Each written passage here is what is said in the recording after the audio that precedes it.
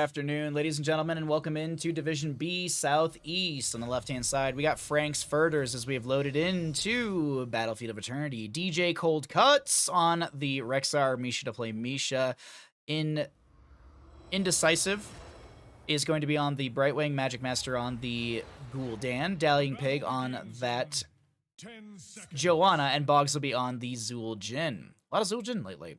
On the right-hand side, we got the members of Death and Decay, or DAD for short, MDC on the Hogger. We'll see Ripper on that Mei, Top Gun on the Greymane, Delta Sniper on the Li Ming, and Mac Daddy Yo on the Ana. Let's go ahead and check out our level 1s and get into our first engagement, as we do have Vampiric rounds for the Ana. We'll see how she's able to scale up on that one. Ooh, Ana steps towards the bush, and will she be punished for it? Good damage out. Delta Sniper able to blink away. Mac Daddy-O able to back off as well. No reset, or, excuse me, not reset, no kills for the Zul'jin this early, but he's not Headhunter, so those deaths aren't really as punitive. The win for Dad. Brightwing ruined the Mount Synergy. Wait, Brightwing can't... What? Did I miss the bet or am I bad? No, we didn't do a bet. We didn't do a bet. I'm not feeling like doing a ton of bets, so maybe if like there's another Convection Kael'thas or like a Headhunter Zul'jin, like something we can meme about with talents, but I don't feel like doing like a who wins kind of sort of deal. Brightwing is indecisive though.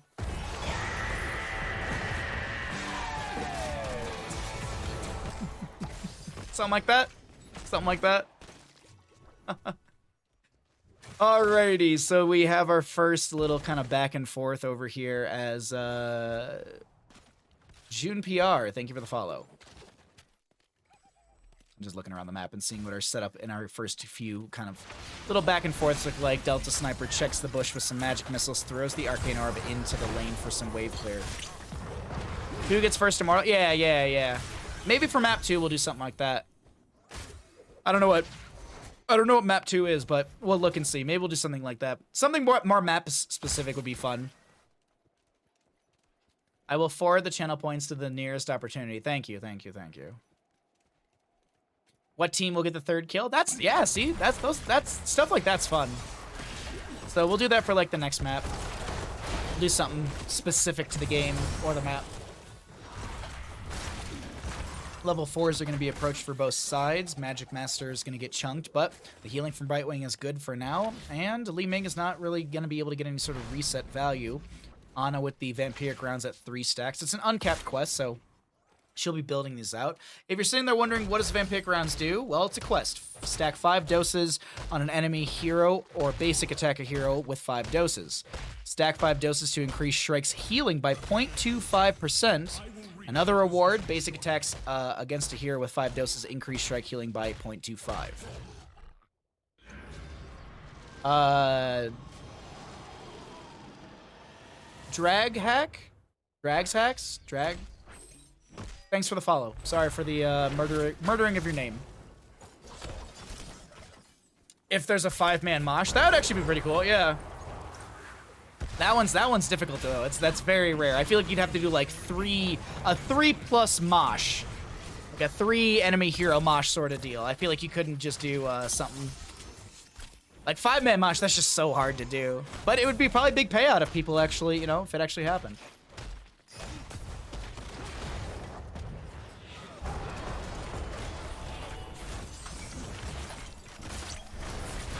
I'm waiting for this engagement to pop off. All right, so there's the Crow Freeze for Ripper. Halfway through the first Immortal phase, going over to the side of Death and Decay, if I'm not mistaken. Yes, as Belith and Ilarion move to the race potential sides, and we'll see who's able to grab this. The defensive positioning from the members of Frank's Furters is going to be the priority. Boggs actually splits to the left-hand side. Immortal has a stun. It will connect onto the Mei. She doesn't have another Crow Freeze, so she has to use the icing to get away. Boggs dumping in damage as quickly as possible onto this left side. Immortal. Belith getting chunked quite heavily, and the zoning has worked out so far for the side of Death and Decay.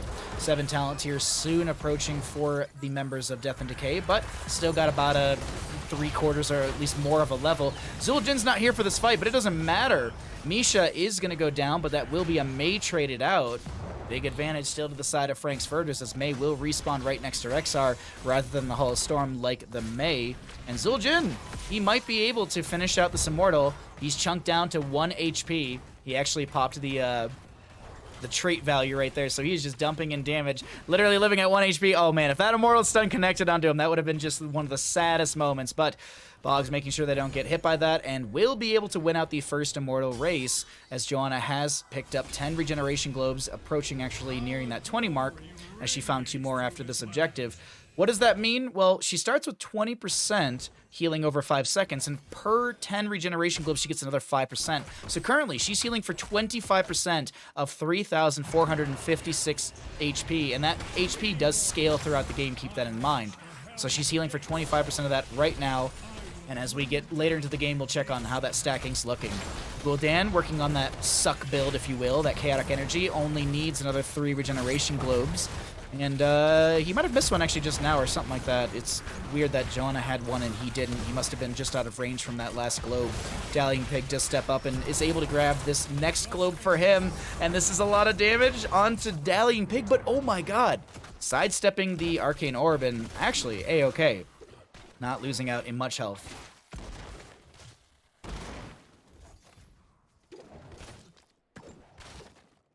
8 up on both sides, 22 stacks on those vampiric rounds.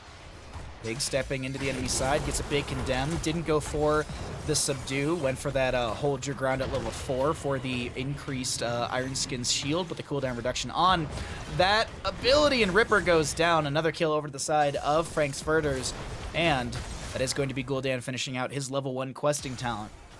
What does that mean for Gul'dan? Well, let's see. Basic ability mana costs are permanently reduced by 20. You also, passively, or at least by grabbing the talent, increase the cast range of Drain Life by 25% and healing provided by Regeneration Globes by 50%.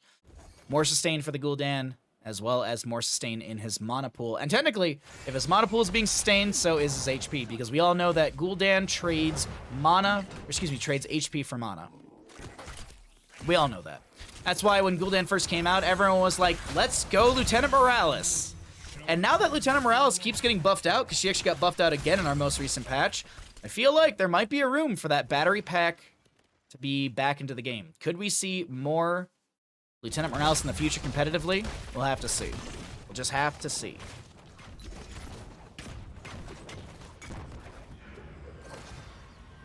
Camp and bottom to be grabbed. DJ Coldcut's going to go and get full mana, as we do have the Bruiser camp left and right side also grabbed for these teams.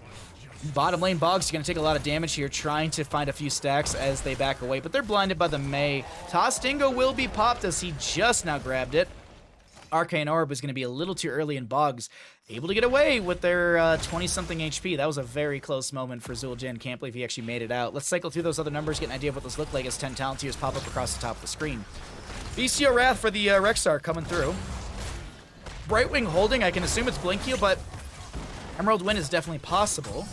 Zul'jin back on the case of the Immortal Race, and he's going to move to that top lane. Bottom lane has 2 camps coming through, and this is a lot of damage into that fort front gate.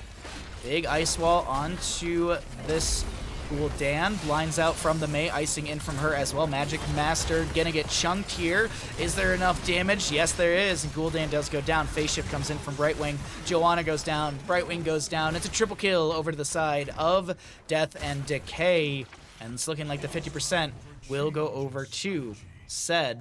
It's actually 50% mark. Yeah, going over to Death and Decay. They do have the advantage. Oh, Zul'jin, I'm sorry. Got chased in through top lane, and Hogger found the kill. Staggered death right there. All that's remaining is a Rexar Misha. Lone Rexar Misha to get the race here, and I don't think that's going to be coming through. Top Gun on the Grey Mane just going to shred into this, and Li Ming throws in a combo as well.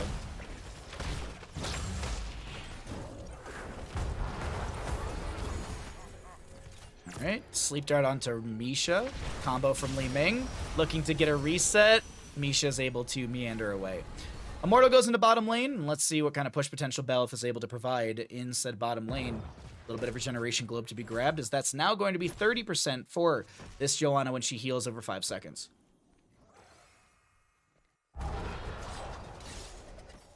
Right, Bel'Ith gets a little sweep. There's a huge icing into the front gate. Props the Cryo Freeze. There was a Blizzard as well. Li Ming throwing out a couple combos here and there, and this fort front gate is going to get shredded. Second immortal phase of the game coming through. Joanna trying to back off. Delta Sniper throwing in a combo here and there into the fort. Greymane keeping the Inner Beast active. How do we know it's active? Well, you can see the glow around his 2 weapons as he's autoing into the well, gets onto the fort.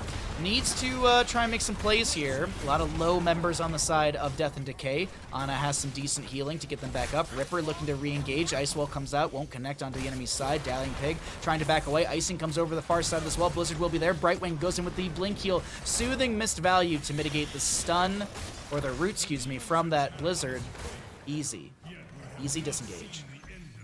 I did it! I'm Diamond 1. I knew I could do it. I'm so proud of you. I'm so proud of you. So proud of you, Wimbop. Congratulations. I was Master a game ago for reference, yeah. Wimbop literally came in and was just like, team, chat, I got Master, I got 150 points, I'm ready to lose them and fall into Diamond 1 after this game. And I was like, alright, I believe in you. Let us know what happens, and here we are. But you committed and you did it anyways, and that's what counts. That is true, that is true, that is true. I commend you on continuing to play rather than being like, I got Master, heck y'all, I'm out. There is no reason that Delta Sniper doesn't play Nova every game. Well, yes there is, because they're playing Li Ming in this game.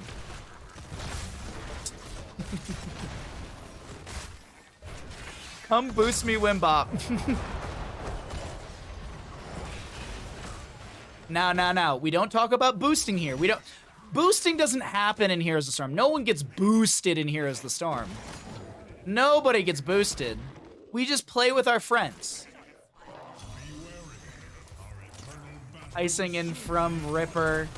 You're in gold? Well, you're doing better than me. DJ Coldcuts is going to get chased in. Horrified from the Gul'dan will connect. Delta Sniper is going to get the nano boost and finds... Actually, it's Greymane to get the kill right there. Still a reset for Li Ming. Trying to make it a second one. Will be able to do so. There's going to be a third. It's Reset City for Delta Sniper as Pig is caught in the corner. Tries to back away. Shockwave comes through from MDC. Mac Daddio having some heal out, but those Impalers are getting some damage into this Ana, and it is a quad kill in favor of Death and Decay, and I'm assuming this should be at least the first half of the Immortal phase going over to our red team. If not, they'll get the vast majority of the second portion as well. I'll boost you all the way to silver. See? Perfect. Good. Had a rough start to the season, but I'm back to playing Plat 2. If not stuck for a while, maybe I'm gonna finish back into Diamond. Hell yeah! Good luck, Dark Artemis. Best of luck in your games. I 5-stack with some friends on Tuesday, so if you want to see me struggle through some Heroes of the Storm, come on by on Tuesday. Tuesday is the day where I play Heroes of the Storm as much as possible. We start early, we have you all choose my quick match heroes that I suffer through, and then I go and play some Storm League. And that's with Tatsuki, Memory, Iron Flare, and Warwick. Wednesdays at 3 o'clock is our Storm League start time, if you're curious. If you'd like to come by before that, it is quick match choose my heroes. So usually chat likes to make me play Nova, sometimes the Vikings, then Samuro, and then Valera, and then all the heroes that I'm awful at. Every hero I'm bad at, they make me play, except for Nova. I've actually been getting better at Nova. Big Shockwave coming into the enemy's side. It's going to be a Gul'dan, a Misha going down. That's a reset for Li Ming. She tries to go for another. Greymane rolls forward onto DJ Coldcuts. That's a lot of damage from Li Ming. Disintegrate might be it. No. Top Gun comes in and steals the kill away once again. 16 to 14 in our levels. It's a bloodbath in favor for the side of Death and Decay. Lost Vikings are good. Oh, it's not that I don't think Vikings are good or bad. It's that it's me. It's me. I'm the one who has to play them. That's the issue. As I've said in the past, you can have all the game knowledge in the world. Mechanically, it's two different. That's a completely different thing. As my dad would say when we used to do math, and he was teaching it to me, you're comparing apples to oranges, which was the most frustrating thing to happen. I was learning about anyways, it's math stuff, and I got so.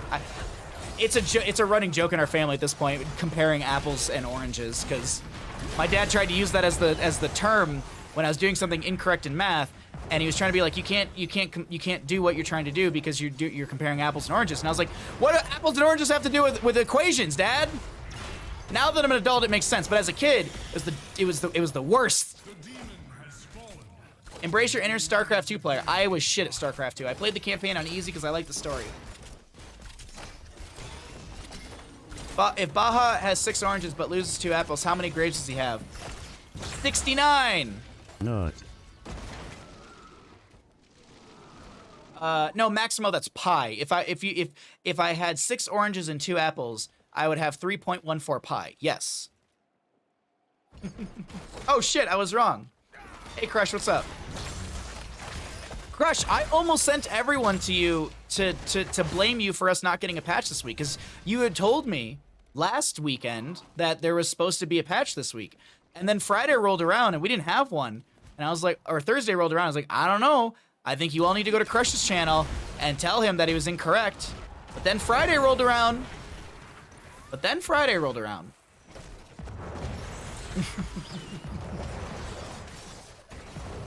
5 to 10 in our kills, as we do have another Immortal phase popping up pretty soon here, and Top Gun and friends will clear up bottom lane, looking to approach 20s quickly. In that time, while we're approaching 20s, let's go ahead and take a look at some of the other numbers, as well as don't forget there's a Baja Ross this Saturday. Coming up big with the deets. I mean, if you didn't come through, I would have raided into you, and the raid message would have just been, Crush is a big butt. Our fanfic is over. Oh, Jesus. Let's see. Experience. There's about a 2,000 difference. Not Grey Main, excuse me. Hogger doing a phenomenal job soaking up for the friendly team. All right. I think Boggs. No, I don't think they might have been scouted in the setup in this bush, but there's a long safe rotation from the side of Death and Decay. Li Ming checking the book with a bush with a magic missile set there. Ripper gonna go for the icing onto Boggs, trying to force the Tostingo from Zul'jin. Li Ming's able to get a little bit of damage in as well. Big bounces from Hogger, but it actually puts him away from the engagement, so he does cancel that early. Ice Wall comes out from Mei. Unable to connect. Unbearable.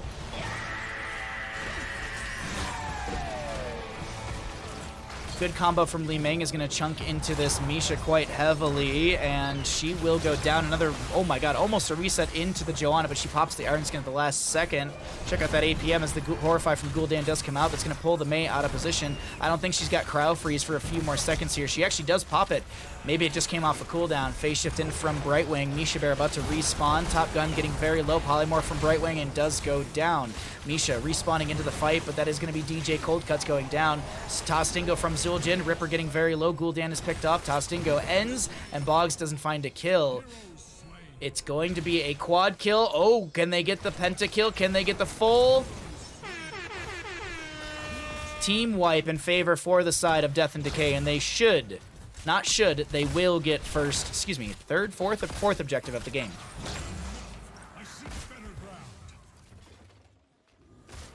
Is that the NCIS song? It's just the yeah from it. Yeah, anytime I make a really bad joke, I try and push that button.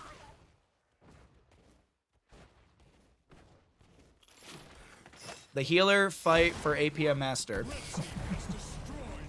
Was the Ana APM insane? Sorry, I wasn't even looking at it. It is The Who. It's also CSI Miami song, yeah. There's a meme, like, the yeah meme, essentially, is from CSI Miami. I think. Yeah, CSI Miami, not NCIS. That was incorrect. So, CSI Miami, like, there's the glasses meme. Like, the dude, he says a one-liner, he's just like, yeah.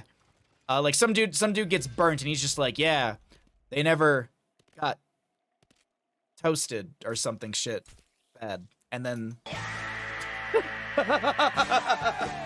this is why my comedy career never took off. This is why I stream, because I just sit here and mumble a bunch of random shit and push buttons. Or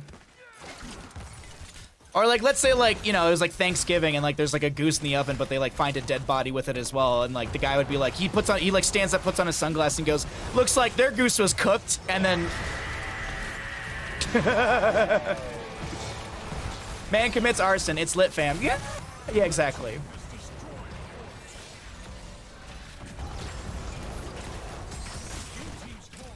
Solidarity Night. How you doing, bud? Or Solitary Night. My bad. No D in that name. 20 talents here in favor for the side of Death and Decay as they're going to march towards core with the Immortal Phase. Hogger with the no control tries to get away as he was getting very low. There will be a phase shift in from the Brightwing onto this Joanna. She gets a massive condemn into the enemy side. Pig is going to go down. The Immortal still swiping its way through this core. Li Ming gets a big Arcane Orb into Magic Master, who tries to go for the suck onto Ripper, but it doesn't work out. Reset City for Li Ming, but that's going to be game number 1 over to the side of Death and Decay. GG, well played. Toasted. Yeah. I honestly couldn't think of a good joke. Couldn't think of a good pun.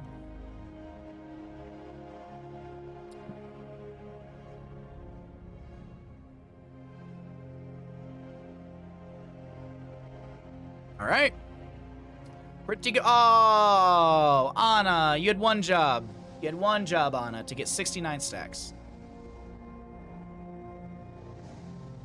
Baker gets killed. Looks like they got their just desserts. Exactly, Crush, exactly.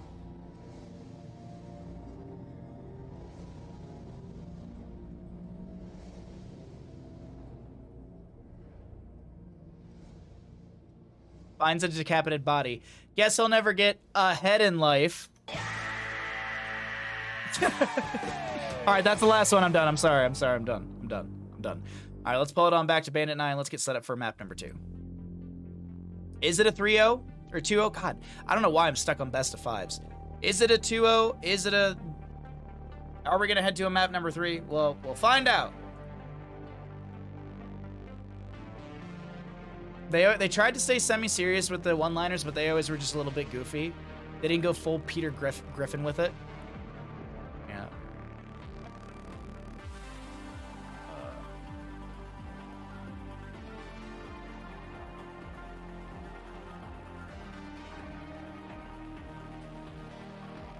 They find a body in a dumpster. He was a piece of shit, yeah. Yeah.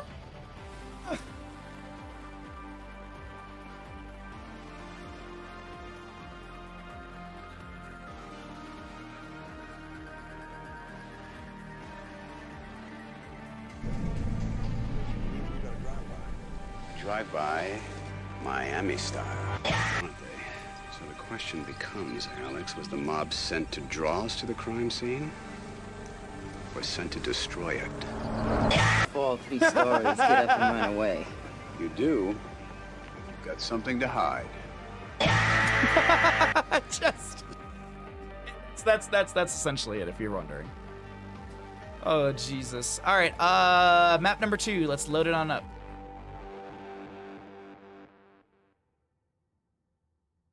Those are great. Yeah, they're very, very good. All right, we're heading to Infernal Shrines. We should do a Twitch prediction on who gets like first Punisher or something. Second Punisher. I feel like first Punisher could be moot. Second Punisher I feel like is more contested.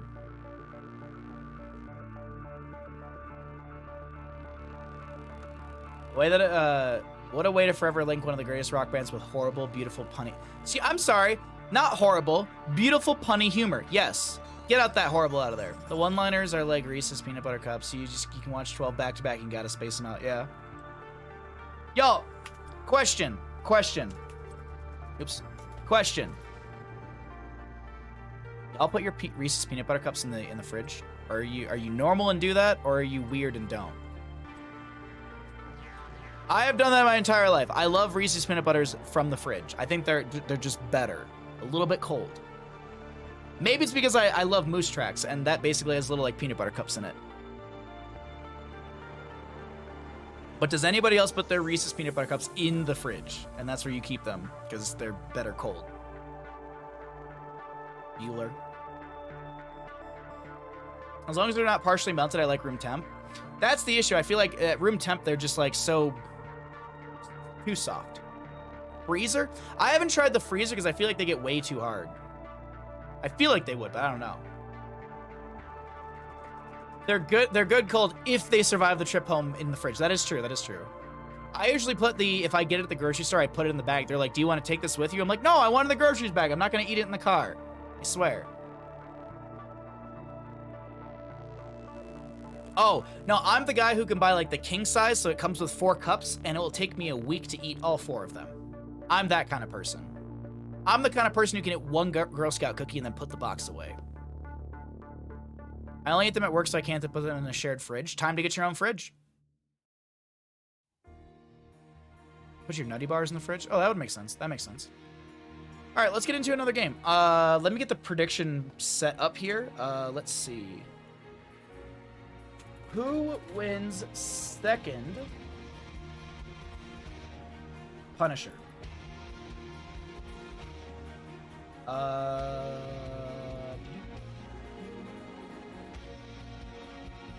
Frank's Furters or Death and Decay. All right. I will give 2 minutes for this. All right. And I'm back. Perfect timing. So we are going to get into our next game. What a whirlwind today. Did you win? Did you try the Stream Deck prediction plugin? No, I have it installed, but I didn't fiddle around with it just because I got really distracted. But I have it installed. You missed some good CSI Miami discussion? You did, actually. All right, we are going to do a Twitch prediction. Who will win second Punisher? All right, let's get into the game, and I'll start the prediction once we load in. All right, get your Bandit Bucks ready.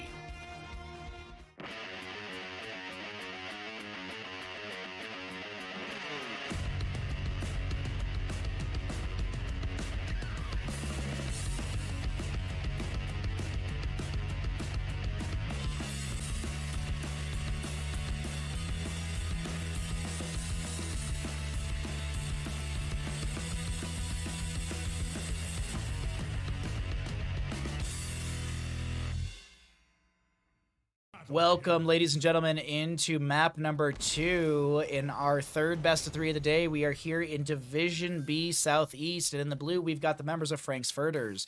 Pig will be on the ETC, Magic Master on the Gul'dan, Boggs on the Zul'jin, Indecisive on that Anduin, and DJ Cold Cuts on the Diva. Oh, they put KDA in this game? On the right-hand side, we got the members of Death and Decay. MDC on the Hogger. Ripper will be on the Joanna. We'll have Top Gun on this Genji. Delta Snipers on the Lucio, and MacDaddio on the Killfoss. It's gonna be a Arcane Orb. So make sure you get your predictions in. Twitch prediction: who will win the second Punisher of the game? Not the first of 3 minutes, the one that follows afterwards. Second Punisher of the game. Which team will win the Punisher? Get your Twitch predictions in now. You're back in Master. Congratulations. What does chat think of the new NGS bumper this season? I do like it. The only thing that I miss about it is that I wish it said Season 12 like earlier. I feel like the Season 12 end part, that last screen, that screen needs like 1.5 seconds more time, because I feel like that last screen where it says NGS Season 12, it cuts way too hard. That is my only complaint about it. I feel like it cuts way too hard right at the end, and I feel like you could have like 1 to 2 more seconds of showing like NGS Season 12. That's just me. That's my only thing. It does look amazing. Everything else about it I love. I just wish there was a little bit more timing on that that last couple frames so you can actually see the logo and everything a little bit better.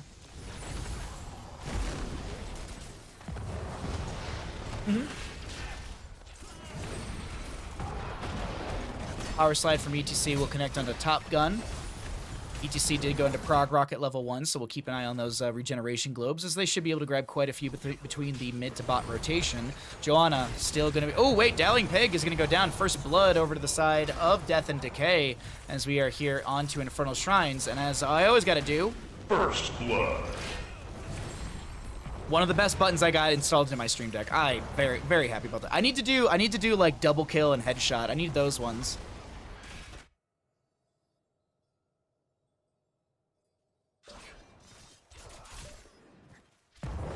And then I got bored and I missed the hi this NGS. Hi, this is NGS. Wait, what? I don't remember that one.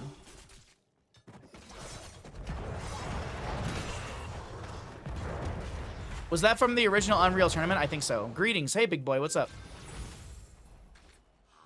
Greetings to you. But yeah, I think First Blood, that one's from Unreal Tournament. Get 1 shot, 1 kill for your stream phrases. Oh, that's a good idea. I love Nova. How you doing, Ghost Friend 420? Smoke weed every day.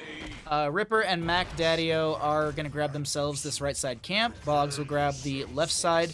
And this is first Punisher. First Punisher. This one does not affect the Twitch payout. The second. Who wins the second? Takes me back to my college days. I don't think I ever played Unreal Tournament.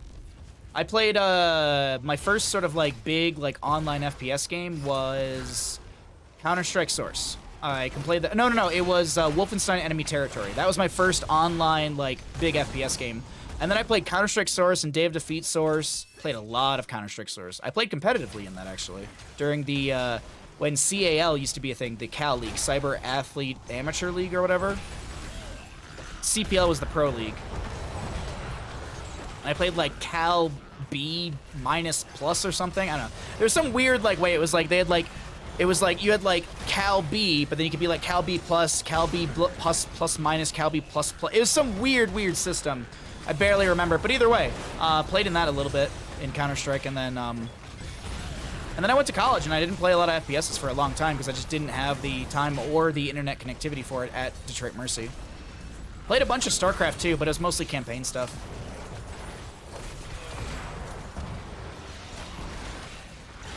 Ripper just really far out right now. Delta Sniper is going to try and heal them up. I don't think they amped it up, but we're looking pretty good for first objective to go over the side of Death and Decay. Augur is going to go back into top lane up against the Diva. Going to have some good wave clear with that. Level 7, the Dense Blasting Powder, instant detonation of creates. Excuse me. Instant detonations of Easy Throw Dynamite creates an additional dynamite behind the hero hit. Hitting the bundle of Easy Throw Dynamite with Staggering Blow breaks into 3 and launches them forward into an arc. That's going to be good for that wave clear for this Hogger, as there's a power slide in from Pig, but a knockback from Delta Sniper on the Lucio. Mac Daddio on the Kael'thas throwing a little bit of damage back into Boggs, who's trying to step forward. Seems like this will be disengaged from Delta Sniper. I like the Dadney Mac. Yeah, I thought that was really good too. Apparently teams can just choose their acronym. They can actually choose, like, something else. Because, like, it was, like, Ghost of Yavapai or whatever it is. Like, whatever that team insane long name is. Theirs is just Swim. There's one team which their name is Stash, and it has nothing to do with the team name originally. But I had asked the guy, or I mentioned about it in a cast, and he came to my Discord. He's like, because I have a mustache. I'm like, oh, okay.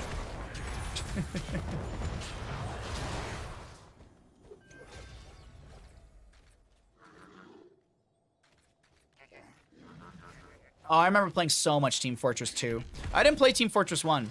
My brother played a lot of that. When Team Fortress 2 came out, my brother was like, dude, it's going to be so good. He talked so much about how much Team Fortress 1 he played.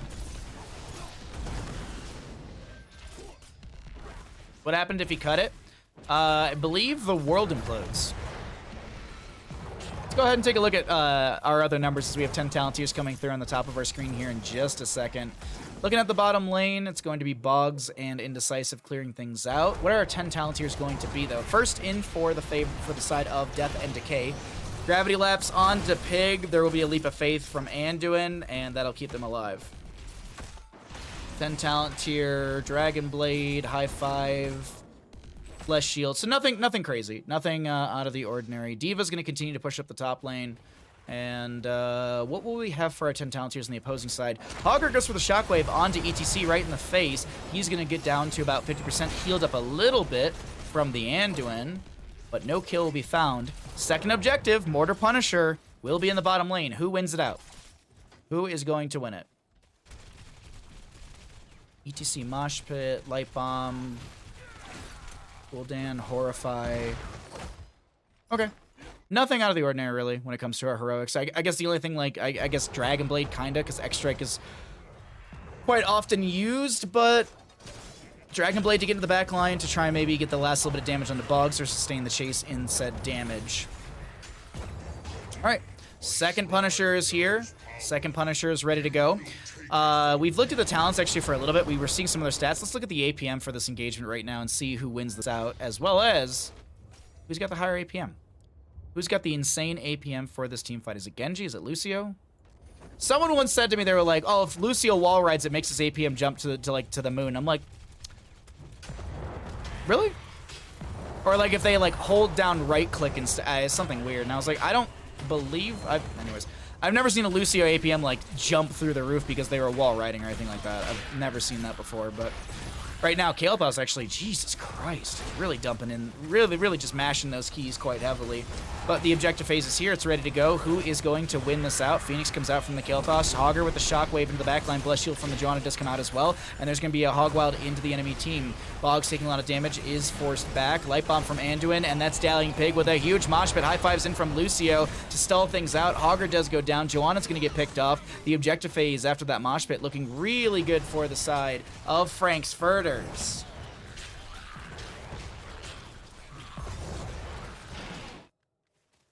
Top gun to clear out mid with a Genji. Top lane is going to be pushed in, and it's the blue team win for this Punisher. Frank's Furters are going to grab second Punisher of the game. Make sure I pay out the right people right there. Rip my points. Unfortunate. 13's about to come through, and Mortar Punisher dealing some decent damage in this bottom lane. That mosh pit was insane. That mosh pit was the turnaround point. Invade onto this camp. Hogger gonna try and back away. Horfire comes out. Power slide from ETC, and Hogger gonna just get annihilated as the Punisher will expire through bottom, getting quite a bit of the fort. And a kill into Hogger. Not a bad play so far from the side of Frank's Furters. There's a really good combo from Anduin and ETC right there. Well played, well overlapped as well.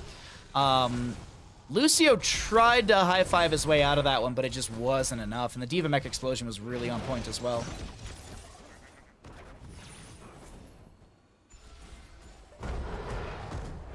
A little bit of poke value in through mid. ETC to go into bottom immediately. Face melts the entire wave. Zildjian's like, I had a perfect cleave setup, and ETC's like, but face melts. No, I mean, ETC's got Pinball Wizard and everything like that, so he's also got that loudspeaker, so he's just trying to knock everything away and just deal a little bit of damage so that Zildjian can burn through it. That mosh was really, really good, Pig. That was a really good mosh. Gravity Lapse, Big Burst, Leap of Faith, Power Slide away. Kael'Thas Phoenix does come through. A solid level lead in favor for the side of Frank's Furters. Gul'dan poking into Ripper and crew. ETC, mosh pits up and available. Hogger spins in but cancels it early, not able to connect onto the enemy side. ETC looking for a new target. Gonna power slide in. Mosh pit available, doesn't even need it.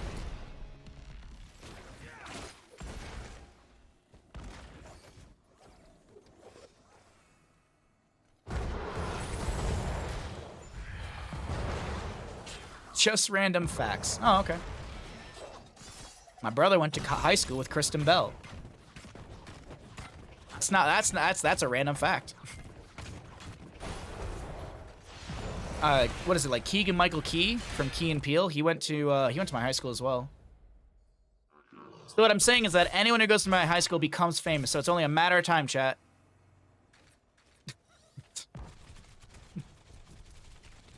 Anybody. Just my high school in Metro Detroit.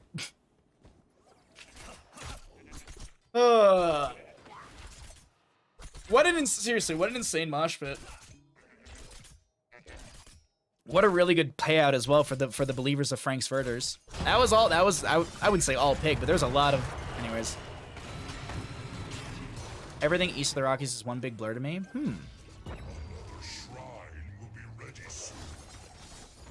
Might need glasses. Ha ha ha ha ha. Shockwave from Hogger. He tries to get away. High five from Lucio. And actually, MDC does get away. The Anduin does go down. Boggs very low. Diva trying to put pressure onto the fort. Good toss Dingo at the last second, but here's the thing. Toss Dingo, or excuse me, Zildjian was still taking damage during all of that. ETC, I thought he tried Mosh, but I thought I heard the start of it, but it's not on a 10-second cooldown. Either way, Zildjian and Gul'dan go down, so the Anduin picked off earlier. Top Gun trying to chase in. No Dragon Blade available for 90 seconds, and third objective is here. Frozen Punisher through mid. I thought about it. I pressed the yeah button a lot today.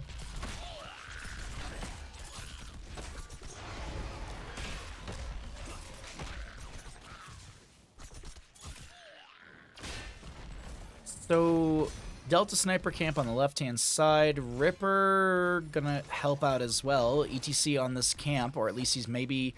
So he may be looking to zone them back. As I mean, we do have that Pinball Wizard as well, so you got knockback from that one. There's going to be an attempt to knock back the enemy team. Light Bomb comes out. Ripper going to get power slowed on, and Ripper taking a lot of damage. There's a Phoenix out from the Kilthos. Mech Explosion from the Diva. She goes down, pilot form, and that'll be a kill onto her as the objective phase is looking good to the side of Death and Decay. They did lose the camp, but they should win the war on this objective, as Boggs is going to be... Okay, I thought there was going to be a sort of... there's going to be a play into the Zul'jin, but not the case.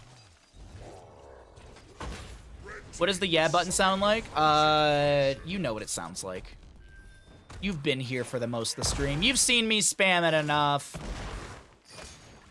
Good try, good try, good try. Top Gun is going to take down that well. Punisher moves to the mid lane fort. And we continue to...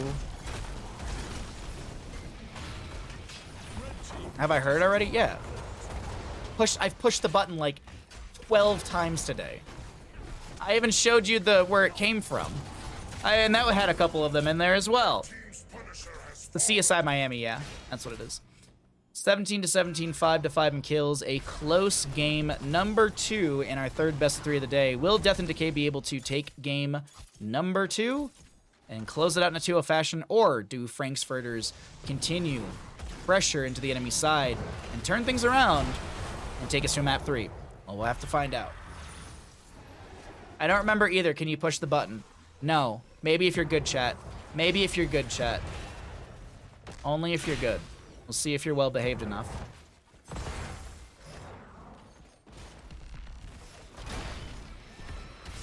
Oh, I've got salt and pepper stuck in my head. ETC tries to go in, manages to make one connection with the power slide. Phoenix from Kael'thas is going to zone back the enemy team. And camp, they kind of want this camp, but ETC is considering to jump in here. He's got a mosh pit up and available. Light Bomb from Anduin won't connect. ETC power slides in. Bless Shield from the Joanna just come out. Mosh pit will connect onto Delta Sniper, interrupted by the shockwave of this Augur. Tostingo utilized on the Zul'jin on the top of our screen as he's going to try and find some damage into the Genji, but Genji's able to utilize that Dragon Blade to find the kill. Power slide, Chastise, gets the punishment onto Genji. Big shots from D.Va come out with that pew pew pew from level 13. And Anduin gets picked off. Gul'dan to go down. It's a bit of a bloodbath as we're 6-9 in kills. We're all angels. I don't know about that. Alrighty, so Impaler camp through bottom lane. Augur is going to have to clear that out, and mid lane should be managed by Kael'thas. Uh-oh! No, the mini wave should take care of the Impaler. Yeah, there we go. Alright, Mortar Punisher will be the next one. We have the announcement kind of soon for that. Until then, it's going to be hard siege for Mac Daddy-O and friends in the top.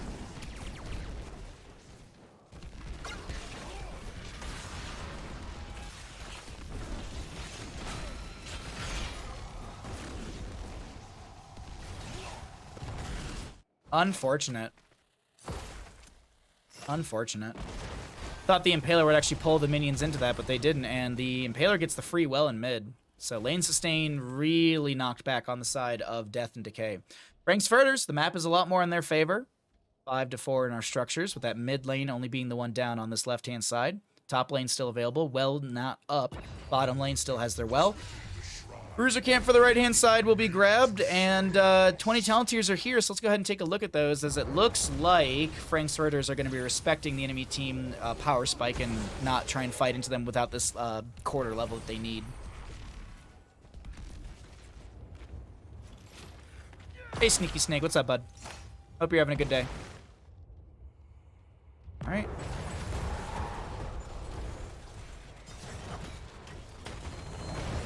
Punisher's here.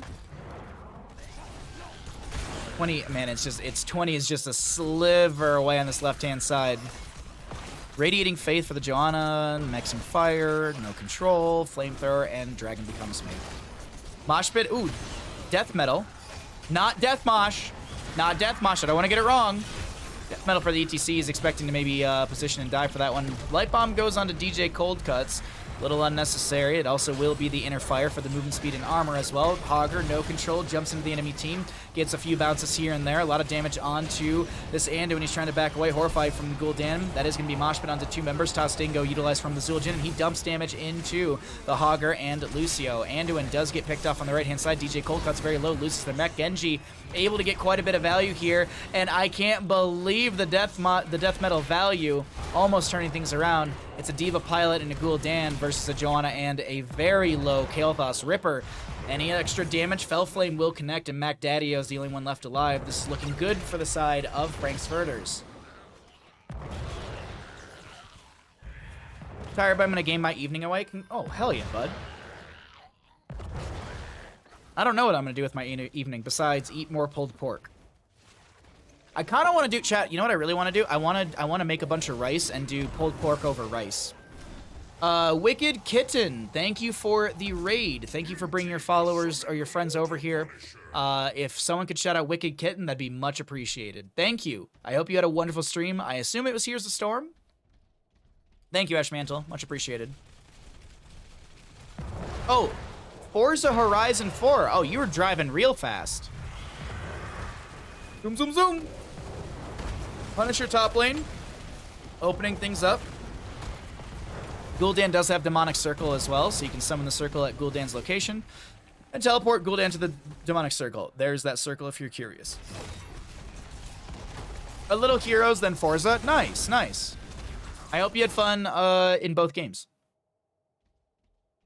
Could have held the objective to get team the time to respond. Possibly, yeah. Yeah, you definitely could have. They didn't get much value across the map anyway, so yeah, I think I would agree with that. They could have waited.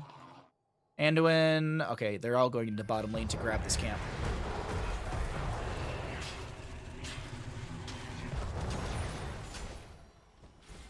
Okay, excuse me. Yeah, sorry, I looked up, I was peeking outside really quickly just to like look in the distance, and yeah, there's so much smoke already, so no yard work for me today. Just a cozy afternoon. You know what I actually watched yesterday as well? Brooklyn Nine-Nine, they have a new season of that, so I've been watching a bit of that here and there. Very excited, very much like that. Also, I was watching You Should Leave, the Tim Robinson sketch show.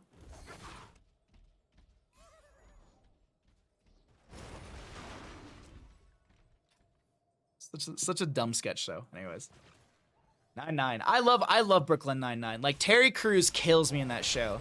Terry Crews is like one of my favorite characters in that show. Boyle's good. I honest to God, like I love just about every character in that show. Except for Jake Peralta. That guy sucks. No. I actually had one of my friends, they were like, oh, I'm not that big of a fan of Andy Samberg, so I won't watch the show. I'm like, you realize there's like other characters that like hard carry that show, right? The entire cast is amazing in 9-9. Yeah, Captain Holt, I agree. Captain Holt kills me at points. Captain Holt can get me so bad because he's like, yeah. If you've never seen Brooklyn Nine-Nine, I highly recommend it to you if you've never seen a show. Really good show. They have a lot of great guest actors that come in as well. Who's the Pontiac Bandit thief? Who actually plays that? Like, what's his like actor, his real name? He's phenomenal. And they bring that back every year as well. Can we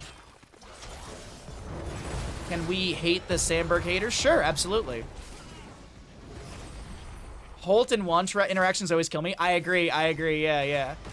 Rosa is one of my favorites. Oh my God, I have such a crush on Rosa. Oh my God. Craig Robinson, yes, Craig Robinson. Anything with Craig Robinson is 10 out of 10 in my book. I love that dude. And him in Brooklyn Nine-Nine kills me. If you want, like, if you're like, I want to watch one episode, like, watch one of the first Pontiac Bandit Thief episodes. Those are great. Or just go and watch the season 1. All that shit's great. Highly recommend it.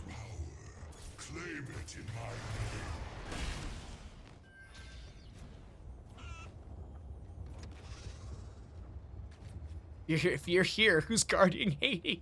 Who's guarding? Love the caster named Bahamut. You may know that guy. Who? What? I don't know who that is.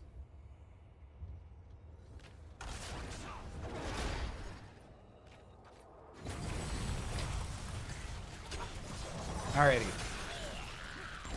So it's a big flanking from the side of Death and Decay looking at Magic Master, but it's going to be a Horrified to split that from the enemy team. There will be a Light Bomb from Anduin, but ETC is perma locked in just in a spot right there. Moshpit from ETC does come out. There will be a Diva Mech Explosion going to be increasing that speed, and Lucio gets annihilated. Pig trying to get into a spot, so he dies with the Death Mosh, and it does connect onto Joanna. Mac Daddio, though, won't get caught by that one. Zueljin able to back away, and it's going to be a 3 for 2 in favor for the side of Death and Decay.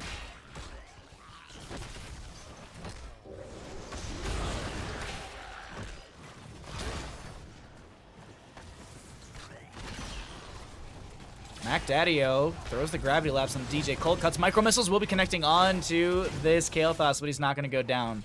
Ooh, it was close. Top lane keep. Top lane keep will fall to the Fallen Shaman camp. Won't end the game. Still got the structure through top. It's a win condition set up for the side of Frank's Furters if they can get to that point. This Punisher through the bottom lane does have to go through quite a bit. Boggs actually going to get dove on by Genji. A few more shurikens will confirm that kill. Diva Mech should fall here. Will Diva Pilot go down? Too much damage into Ripper and Top Gun. They have to back off. Mac Daddio able to get a lot of damage here. Meanwhile, the Fallen Shaman can't push things up, but as I mentioned, that Fallen Shaman steps into core range, so it won't end the game. Still, will take down a little bit of shielding as the objective phase is looking better and better for the side of Death and Decay. Alrighty, Frozen Punisher through the bottom lane. Periodic catapults, actually consistent catapults coming in through this top, as the keep did go down on the right-hand side, or on the, on the top of our screen, sorry, top lane. DJ Cold Cuts left Zueljin to die.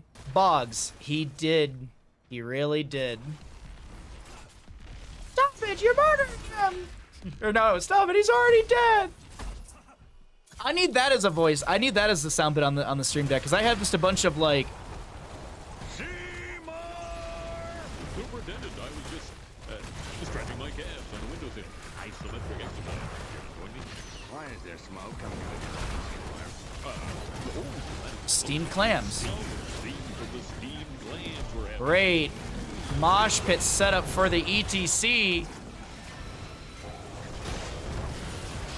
Sorry, the Aurora Borealis Simpsons thing will always be one of the best bits that I can recall. Punisher bottom lane almost getting the keep here for the side of Death and Decay. Will they be able to grab it? Genji trying to get some shurikens in. The keep does fall. Horrify comes out from Gul'dan. This is a split Joanna. Does she have... No, she doesn't actually have the Indestructible at level 20. She went Radiating Faith. Hogger to get a fort through top lane. Could have Matrixed the Genji. GG's. Could have Matrixed the Genji.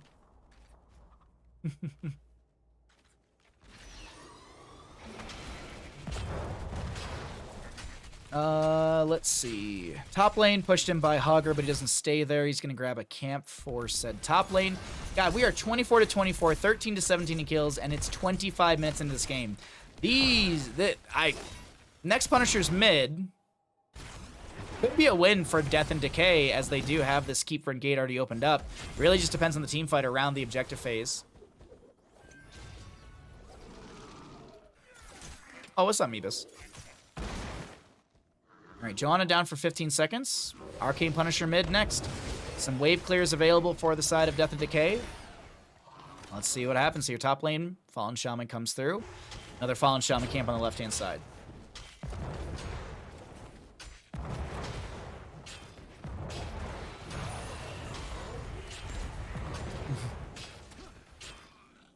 How am I feeling after the long stream? Absolutely fine. I actually thought about streaming yesterday, not gonna lie. I went to bed. I finished the subathon at midnight my time. I went into the living room. I sat down on the couch with the bandit. I had a couple beers. I watched some King of the Hill. Stayed up to like 1:30 in the morning.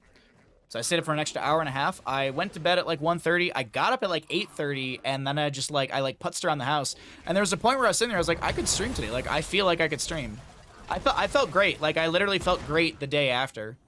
Like, I could have just kept streaming, but I was like, you know what? Take the day off, relax. Go ahead and cast some games on Sunday. King of the Hill, that's an old one. I've been rewatching, not rewatching, but I've just been watching King of the Hill because I maybe saw like a few episodes here and there when I was younger, and they like, you know, you kind of get some of the jokes when you're younger, but a lot of it goes over your head. And watching it as an adult, I'm watching it very slowly because I can get burned out on TV shows very easily. And like that show, like there's so much clever humor in that show. Like so much of it that like I'm like, yeah, as a kid I definitely would have not gotten this joke. But very, very good show. Very good show. I've been watching that slowly but surely. Trying to finish up My Hero Academia as well. I'm on like halfway through season 4, I think. How long was the stream? 18 hours. 18 hours and like 7 minutes or something. King of the Hill's underrated, yeah. Apparently, I was reading when Mike Judge initially moved to Texas, his fence broke from like a storm or something, and one of his neighbors repaired it and didn't say anything. His neighbor just like came by, repaired the fence, and left. And that's how actually Mike Judge got the premise of King of the Hill. It's like good people doing good things for other good people. And that's literally like what started like the idea process for King of the Hill. Not seen much. It's all on Hulu. It's really good. I highly recommend it. There's, and I'm sure like there's some like slower-ish episodes, but a lot, like the vast majority of the episodes are bangers. Like so many of the episodes are so good. The Bobby Purse episode probably is considered one of the best out there because it's just very quotable. There's a lot of really good episodes. Mac Daddy-O actually gets away. Lucio trying to go in onto the Diva pilot form. Maybe he was trying to get the bop before the summon of the mecha comes out. Not 100% sure of that one, but either way, we are going to be having this fight over the objective phase looking good for the side of Frank's Furters. Excuse me as I belch into the microphone. Don't mind me, chat. This is what I get for having a beer mid-cast. A little bit of poke here and there. It's looking good for Frank's Furters for this Arcane Punisher, but no kills. All right, Arcane Punisher over to the side of our blue team. Top Gunner looking to get rid of the Diva mech. Zul'jin dumps out some counter damage. There will be a light bomb from Anduin connecting onto the enemy team as we have 6 seconds on the ETC mosh pit. DJ Cold Cuts will lose their mech. Punisher collapsing through mid. I don't know you.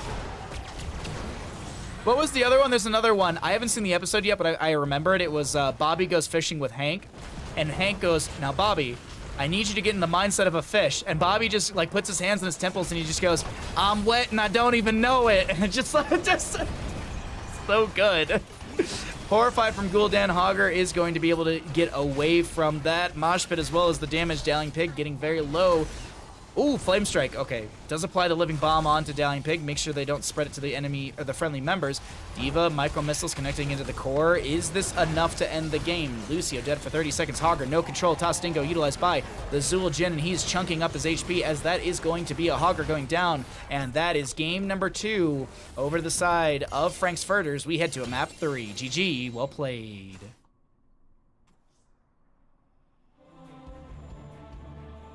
That's a 10 out of 10 butt.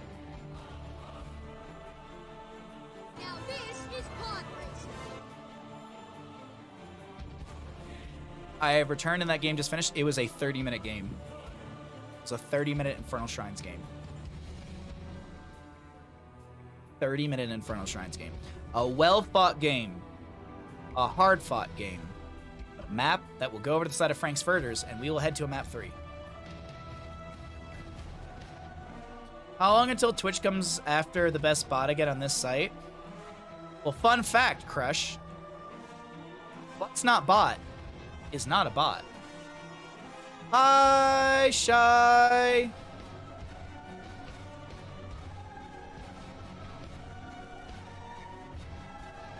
Oh my god, the episode where Hank forces Bobby to smoke a carton of cigarettes. God, that one killed me. Oh my god.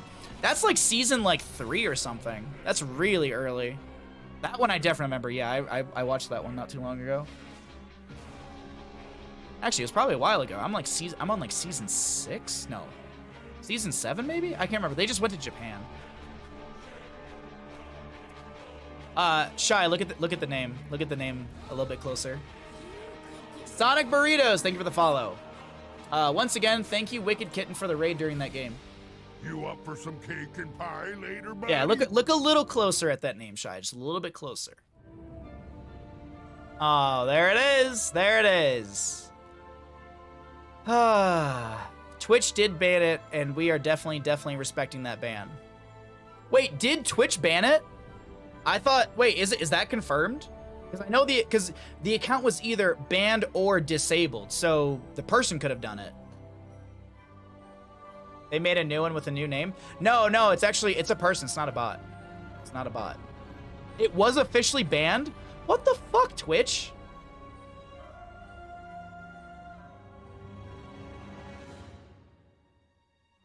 What? Why would Twitch ban a harmless, beautiful bot? That's actually kind of dumb, honestly, in my opinion.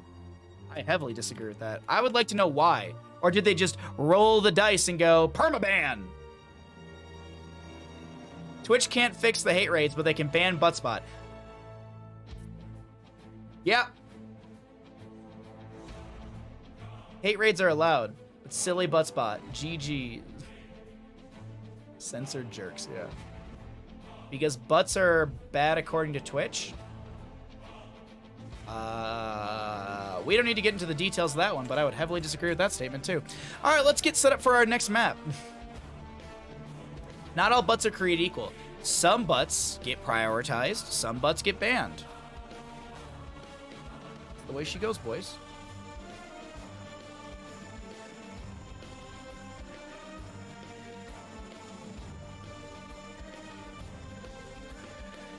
Someone was likely offended, complained, and Twitch decided is easier to ban than fight it. If it seriously is that would be the dumbest shit on earth to me. Because the thing is, like, you can turn the bot off from like going after your sentences. You can like say ignore me or something like that, and the bot it's just dumb. That's just dumb. If that's legit, like the reason, that's just dumb. I heavily disagree with that. What was it? There was actually, I was watching something today. There was a guy who, he took the word jogger, Jogger. He took that and he went through an algorithm. He made an algorithm or a bot or whatever to basically make every single iteration of that word with all of like the different like characters and stuff like that. Because if you use like, you know, if you do like with a capital O, that's different than just doing it all lowercase. So they had this bot run every iteration of that word with the different spellings, with different, you know, like tildes and you know, different languages have different sort of characters, but it's like, it looks like a G, but it's got a slash through the bottom or something. So he had a bot go through all of that, and it came up with like 2.1 million variations of the same word with all of these different things that are allowed through Twitch in text. And then he went in and was like, okay, well, how long would it take me to manually input all of this if I did it 24 hours a day, like nonstop, blah, blah, blah. And it would take 76 days. 76 days. But Twitch can't just, you know, I don't know, work on that themselves. I don't know. It's weird. It's really weird. Sitting with no butt sounds painful. I would agree. Looks like Buttspot was suspended or deactivated. Well, chat's saying that it was banned. I don't know where they got that. I've only seen the Reddit post where it was, you know, it just says like this account is either that was deactivated or banned. I haven't seen any sort of like concrete like Twitch banned it. I haven't seen anything like that, but that's me. I've been off the computer for a solid 30 hours. Yeah, I saw the same thing as you, Meebus. All right, we're gonna head to Dragonshire. What's gonna be our prediction for this game? What will be the? Hold on, let me. Ooh, wait, hold on.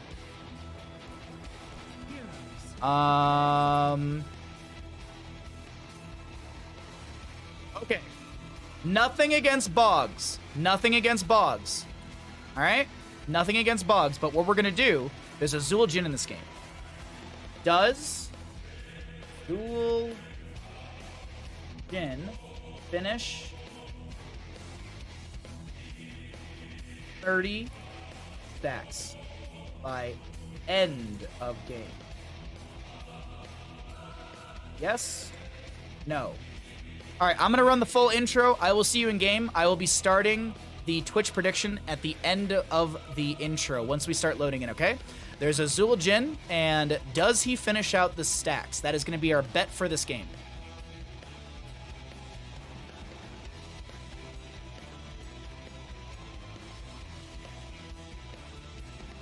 It was banned. Someone posted a screenshot of, I believe. Wait, really? I'd love to see that. I've only seen the screenshot of it saying this account was deactivated or banned, and it doesn't actually say. So, anyways, I'm gonna run the intro. I will see you in the game, And don't forget, there will be a Twitch prediction just as we get in the game. Good luck.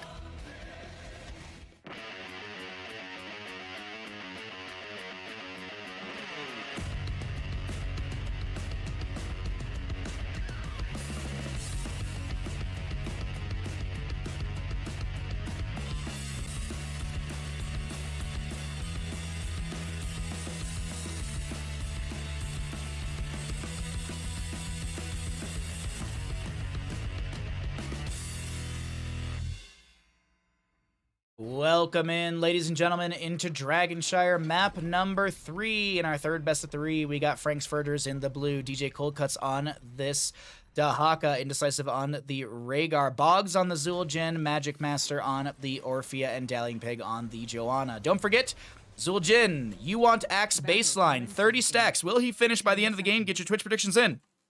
On the right-hand side, we've got the members of Death and Decay.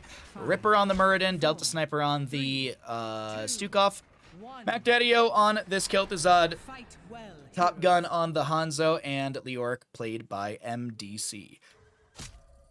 So there you go. You got a minute 17. Will you want Axe be completed by the end of the game? That is essentially at 30 stacks. To answer the question that I saw in chat, Headhunter is level 1, which is 5 stacks.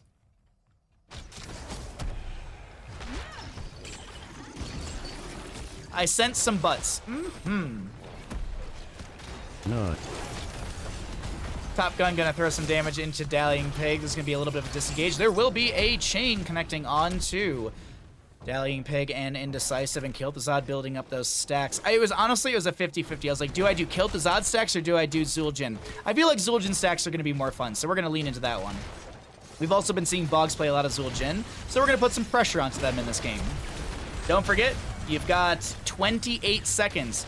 Any predictors in chat? Anyone want to get some predictions in? Top Gun is going to be going into the Redemption at level 1, building out those auto attacks. Need to hit hit the same hero twice within, was it 10 seconds? Within 10 seconds to be able to get those singular stacks.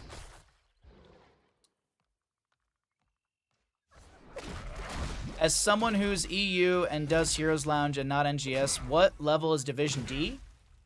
Or do you mean Division B? Exclamation point, NGS, MMR, those characters. What? It's not messed up. I prefaced it. I said, hey, no flame. I said no flame. Nothing against you. Just want to put a little pressure on.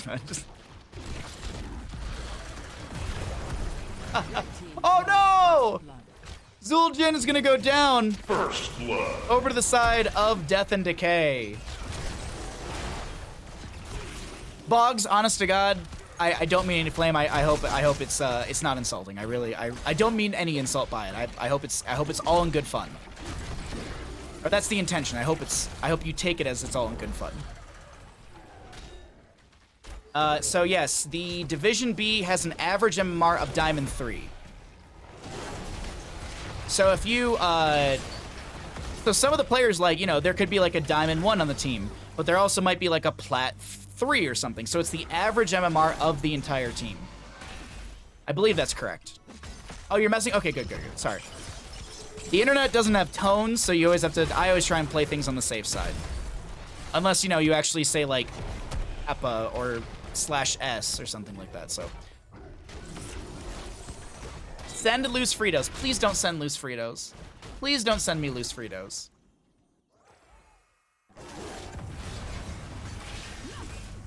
Looks like Butspot was hit by the wave of ban on bots.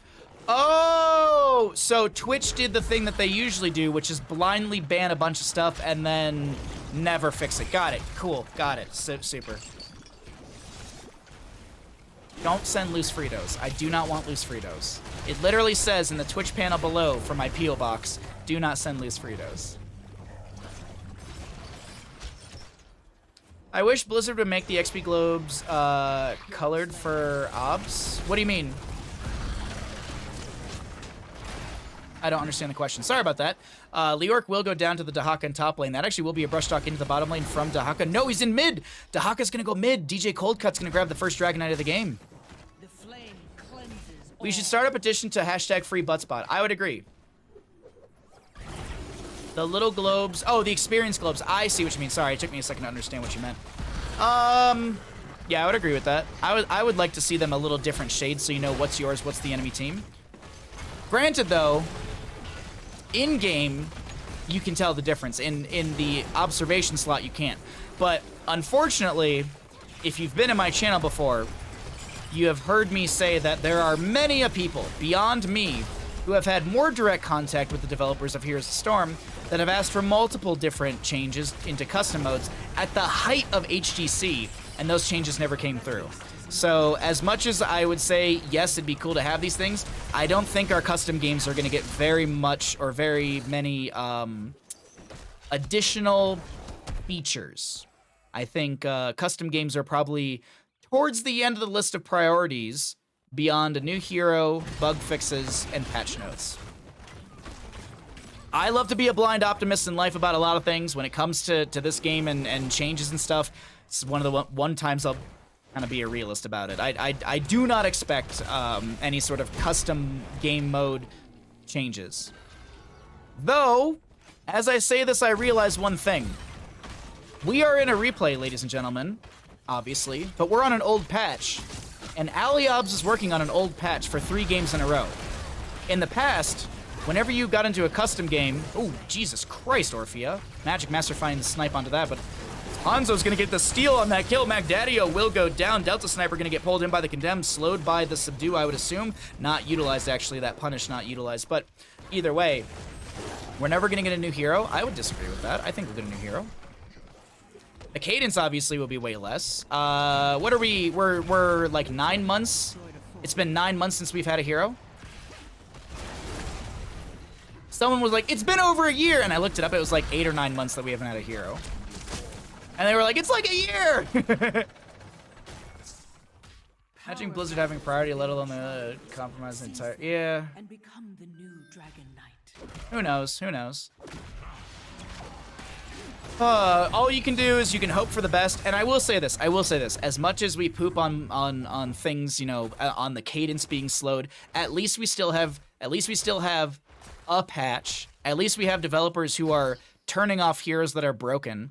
At least we have something, you know. At least it still has developers. It's not like, what is it, like StarCraft 2 is never getting an update again, right? Like StarCraft 2 is no longer supported. I don't think Warcraft 3 is supported anymore, so like at least we have something. I'll take that. I'll take it. At least there are people working on the game. It's not like, all right, well, this is the meta forever. There's never going to be a change again. At least it's not that. That'd be terrifying. Exactly, Coviers. Exactly. But wait, it's a dead game.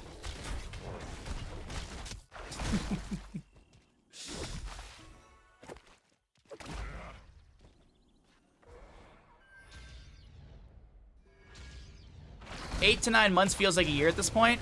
My dude, 3 months feels like a year, I'm not gonna lie. The craziness of the world and how quickly like news and everything moves, like 3 months feels like a year at this point for me. I don't know about anyone else, but MDC, Tongue Drag will not connect on to them. Okay. Rhaegar and friends are brawling out mid lane. Zul'jin at 8 stacks out of the 30 for that level, for that baseline ability.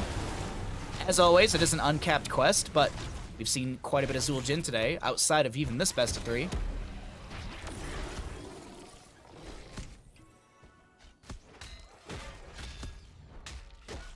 Despise the people that say it's a dead game because it's not the top 10. Well, what I can't stand is when people are like, they'll literally compare it to like League of Legends, and I'm just like, you can't. You're comparing apples to oranges. I know that it's like, well, it's a MOBA. Okay, different devs, different community, different support, different everything. Like, it's a MOBA, but you can't compare the two, in my opinion. You really can't. Like, two different.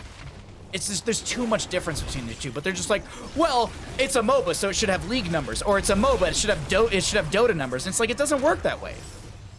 Valorant's an FPS and it doesn't have CS:GO numbers. Is Valorant dead? No. But actually, the developers actually put time into Valorant, and actually, you know, they're giving it the long due that it needs to actually become an esport. If anyone's followed Valorant within the esport realm, it started out bad.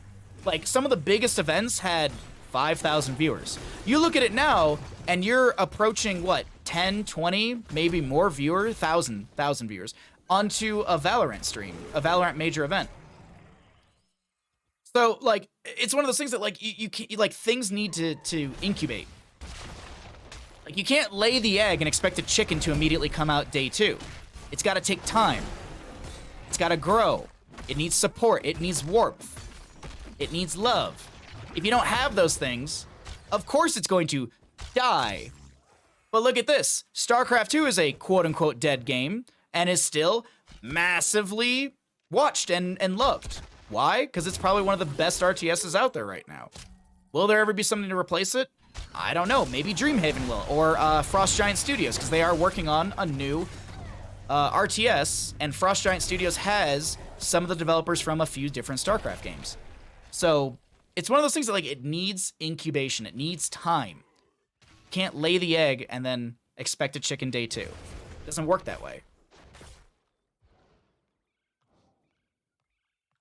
10 stacks out of 30.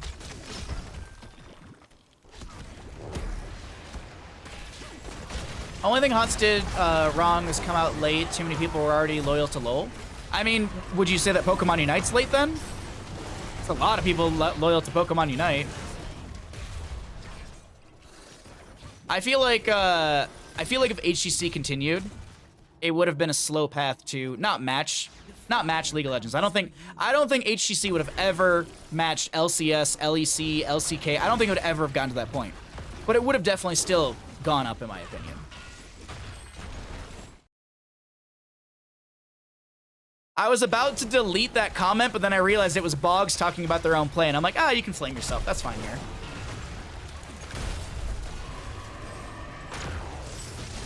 Yeah, no, I agree, Hannibal. I agree. There was a lot of stuff they could have done at the height of HCC to still make the game better. But, you know what? I can only talk about what I know. I can't really talk about anything else. I can't say, like, oh, HCC was bleeding money or HCC had green numbers. Because I've actually heard both from... I've heard both of those statements from 2 different people that were very, very deep within, like, either Blizzard friendship or, you know, did work on stuff in Blizzard.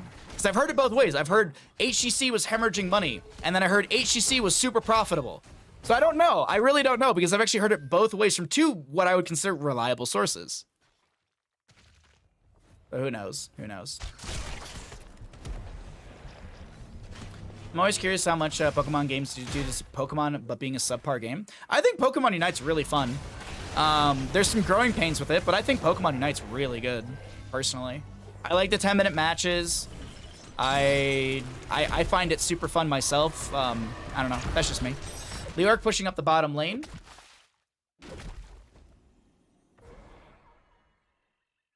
Blizzard tried to artificially create what came naturally to games like League of Legends and Dota. I mean, they also tried to turn the MOBA genre around too, because they wanted to make a game that was, you know, not relying on the old MOBA mechanics. Because if you didn't know this, last hitting exists in Dota and League of Legends because when Dota was originally created, it was a Warcraft 3 mod, and the only way to decide who gets the gold was actually through last hitting. The intention of Dota was actually to have, like, shared gold or something like that, but they couldn't get past the programming to where it had to be last hit to actually get the gold to a certain person because they were limited within the Warcraft 3 client. So when Dota 2 came out and League of Legends came out, that mechanic was already so built into the MOBA genre that it just became the standard. That's why Creep Score, or CS, lives in League of Legends. It's because when Dota was originally created as the custom, they just couldn't get rid of that last hit mechanic, so it just became the standard. Little fun fact.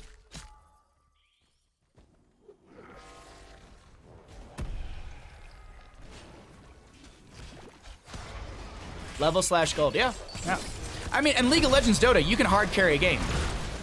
Oh, wait, hold on. Big arrow in bottom lane onto Orpheus. She will go down. Hanzo finishes out stacks right there, as there will be a Shadow Fissure from this kill. Thazad, Dallying Pig steps in onto the Murden. He has the Avatar form up and available.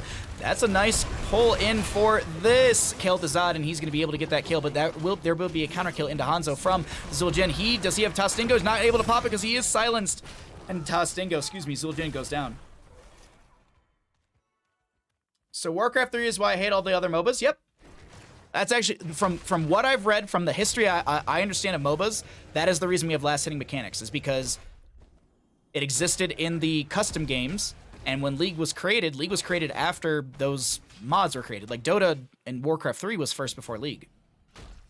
There's actually there's a phenomenal League of Legends documentary on Netflix. If you've never seen it, I highly recommend it. Even if you don't like League, I don't care for League myself. It's a really cool esports history thing. Highly recommend it if you've never seen it.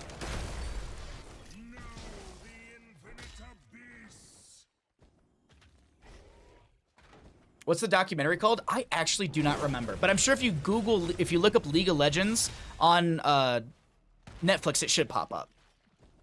Or you could probably look up League of Legends documentary in Google. I've been busy watching the Dota anime on Netflix. That one's really good too.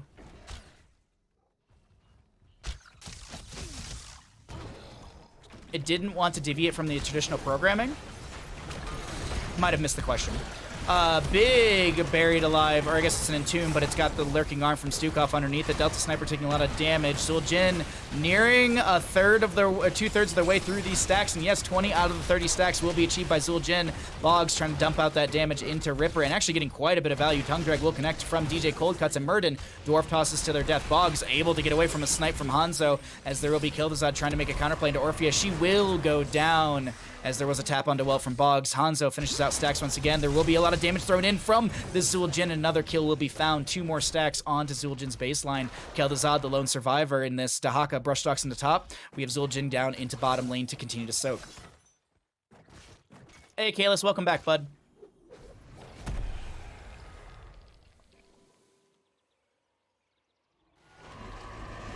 Oh, Shadow Fissure too late. League of Legends was quite terrible when it's new. Like, it only had like 15 to 20 heroes, so it was... Oh, wow, really? I didn't know that. God, don't they have like 170 something? Or is that Dota? Is that Dota with like 200 something characters or something dumb? By the way, speaking of Dota 2, now that we're on the subject, the International, the Worlds is going to be happening around October. I don't know shit about Dota 2, but apparently you can cast that. So I'm going to install the game, and I will try and cast some like Dota International stuff for funsies.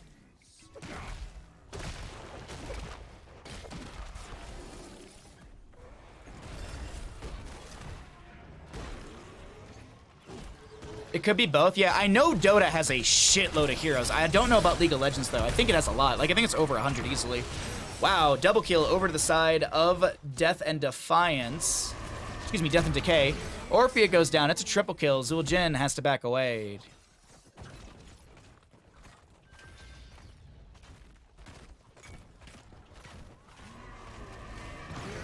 Oh, sorry. I was reading chat for a second. Quad kill over to the side of Death and Decay. Dragonite phase not available for either team, as it is on cooldown. Alrighty. Boggs in chat with just the lull. That is one of the worst games I've ever played. I think there's a lot of really cool. I think there's a lot of really cool stuff with Dota. I like a lot of like. I think it's just a cool game. I think there's a lot of like. I think it's neat. Cause like, you have high ground and low ground, and you have day and night. Like, I think those mechanics are actually really cool. I love the idea of like the day and night, the high ground versus low ground. I think those are really cool mechanics on that map. I like the idea of like, you know, you can climb to the top of the trees as like the Monkey King, I think it is, and you can get a little more vision. So there's some really cool stuff overall in Dota, but there's a lot of stuff where I'm just like, this is bullshit. It's just really confusing. Oh my god, there's so much to it. There's so much to it. Why did I think it was Death and Delay? Probably because I misspoke. Apparently the money in the international tournaments are insane. The current one is 40 million. So that means first place takes a little less than 40 million. Because first place takes like 49.5% of the prize pool. Yeah. It's if you look up Dota TI, all of the there's actually a wiki with all of the information if you're curious. like every year's different TI payouts. Obviously, it grows every year, and this is the highest it's ever been. Big crushing jaws from the Orphea. Ripper has to dwarf toss away. There will be Orphea trying to make the counterplay happen. Zueljin is able to get the kill onto Leoric. Orphea does go down. Indecisive, very low on the Rhaegar, is going to get picked off. We have DJ Cold Cuts chasing onto Mac Daddy-O. Hanzo gets the agility over the wall. Little weighted pustule out from the Stukov as Hanzo gets chunked by two axes. Dahaka steals the kill. No, Zueljin gets it. 27 stacks out of the 30 necessary. The doubters are starting to sweat. Crowdfunded esports? Well, it's not only crowdfunded, but there's an initial prize pool put in from sponsors and stuff. So, like, there's a base prize pool of, like, let's say 20 million, but then they do the battle pass for the season for Dota, and that battle pass, you pay, like, 20 bucks for the battle pass. Let's say, I don't know, it's probably different than that. Let's say you pay 20 bucks for the battle pass, like, X% goes in the prize pool, X% goes back to Dota. Or Valve. So I love that. I always thought that was the coolest thing. I wish that Heroes did that. I wish, like, when we had HGC, you could buy a season, you know, stim pack or boost, and that was what went into the HGC prize pool for that season. That would have been cool. Crazy. It's not like it already exists. Anyway, sorry. Zueljin is going to go soak in the bottom lane. We have the Dragon Knight expiring here through mid.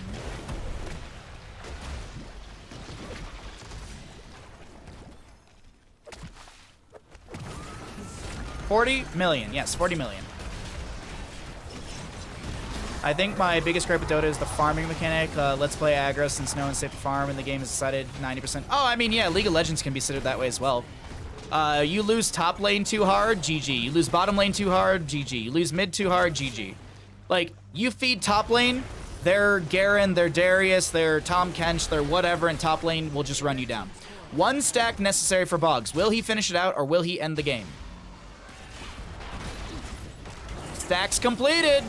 Stacks have been completed by the Zueljin as he dumps damage into this core. Ladies and gentlemen, it is going to be game number 3 going over to the side of Frank's Furters. Boggs pops the toss dingo, doesn't go down, and GG's will be had in favor for the side of Frank's Furters.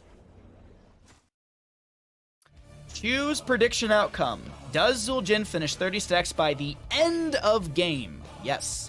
He is exactly at 30 stacks. The payout has been paid.